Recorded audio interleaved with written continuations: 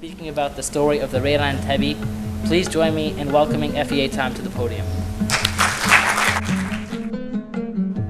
Former member of the Israeli Defensive Forces in the Knesset, Effie Eitan made an appearance on campus to give a lecture on the historic raid on Entebbe. The 1976 raid took place in the capital of Uganda, a rescue mission to liberate hostages from a hijacked Air France flight. The successful mission became an historical step in counter-terror efforts.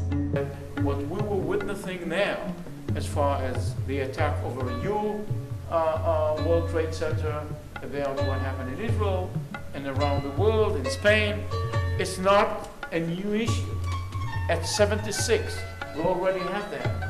Eitan has been speaking at colleges around the country, hoping to share a piece of Israeli history and sound a warning to the youth of America. So here for a wake-up mission to the rest of the American students as well as American citizens. I think that we're standing in front of the last moment to stop the threat and the horror consequences of which might come out of nuclear Iran. Eitan delivered a poignant account of the raid, calling on a collective memory of Jewish people around the world. And, you know, there were two lines of my soldiers securing this corridor through which the hostages were running to the airplane, you know, covered with blankets, with these eyes which expressed confusion and fear.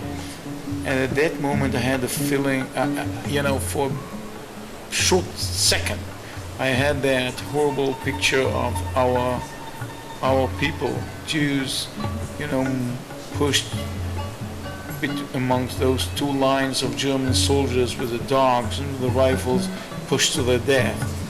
And here it was the same, but so much different. My soldiers came to push them to life, not to death. The event was attended by students and members of the community who wished to learn about the historic event in Entebbe and connect with their Israeli heritage. But I came because, as a young Jewish person, Israel is incredibly important to me. I view it as my homeland. I'm very supportive of it, and I'm very conscious of how it's viewed by the media and by college students. Yeah, I thought that his clear, concise points were very eye-opening. Having him come here and shed light on the issue that most people do not encounter through the media and, let's face it, the university system was very, I'm not going to say meaningful because that's kind of dorky, but very good experience for me, and I just wish more students had come to see him speak. Eitan will continue traveling throughout the United States, speaking at a total of 12 colleges this month. From the Durst Family Humanities Theater, this is Tara Cutts.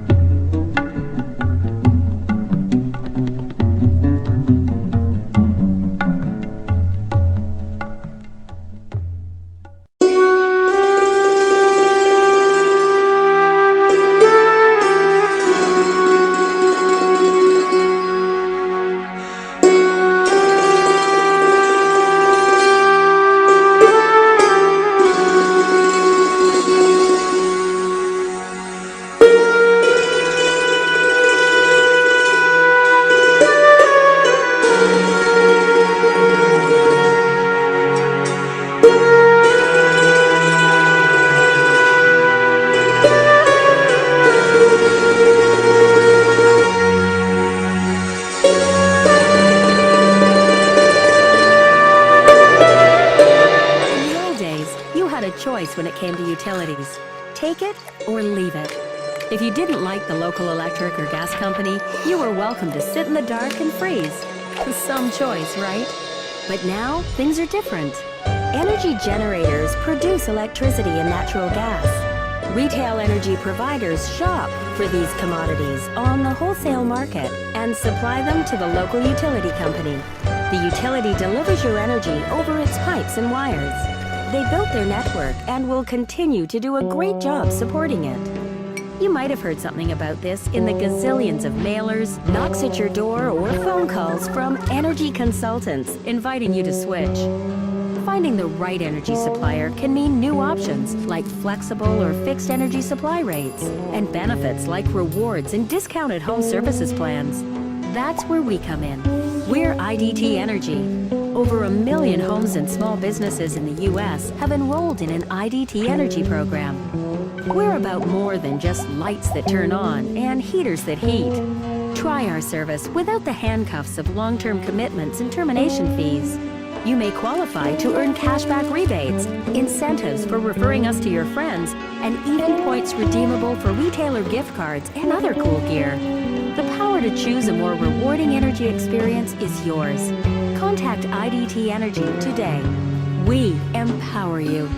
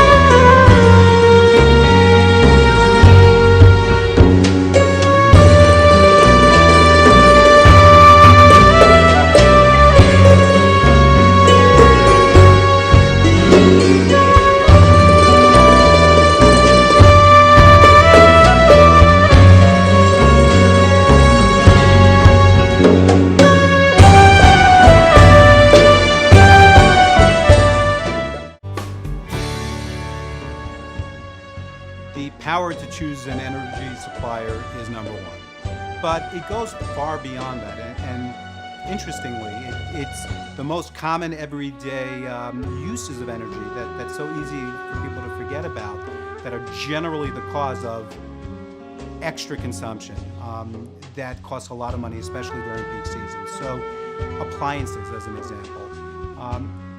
Each homeowner should always take a look at the appliances, the major energy consuming appliances that they have in their house. Typically, appliances are used for 10 plus years. And unless they were purchased within the last 2 or 3 years, they tend not to be energy efficient. In fact, they sit on the opposite end of the spectrum. So making sure that the energy appliances that you own or that you're going to go and purchase have very good energy efficiency ratings. That's certainly one very good example. Another thing, certainly for the winter, and it works as well for the summer, windows.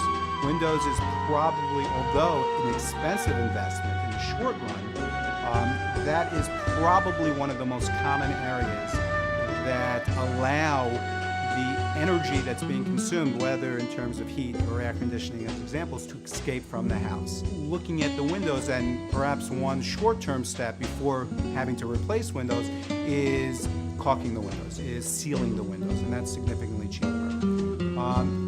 Beyond that, it's the common everyday uses of energy. Thermostats. Their technology has come a long way in a relatively short period of time, and now there are not only programmable thermostats, but there are thermostats that you can control from your smartphone, from your computer. You don't even have to be in the country.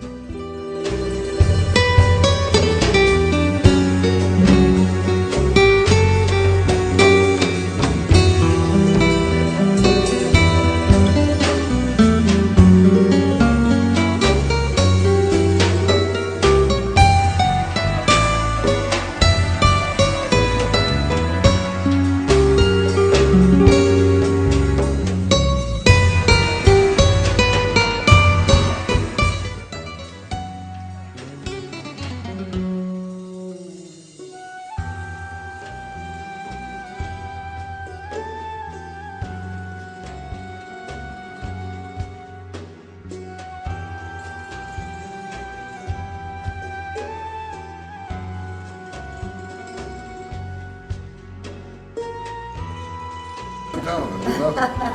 It's good. How are you? Good to see you. Great to see you. I haven't seen you in a while. Come on in. Great. 1, Yes. 2. Jason. Great. Thank you. 3. Great.